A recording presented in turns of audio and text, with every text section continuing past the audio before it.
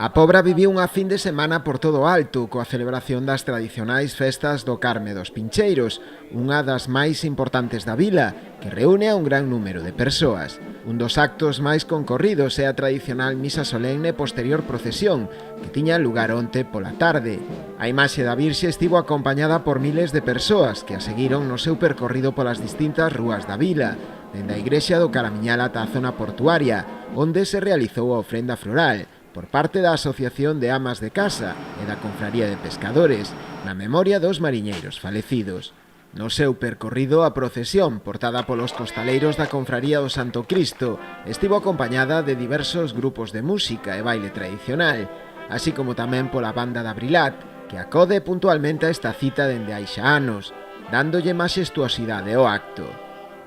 Durante a xornada de hoxe, día festivo na localidade e último día dos festexos, os nenos foron os verdadeiros protagonistas, con diversos xogos hinchables e a festa da escuma na Praza Alcalde II Durán. Pola noite, verbena coa Orquesta Marbella para rematar coa gran queima de fogos artificiais e o combate naval.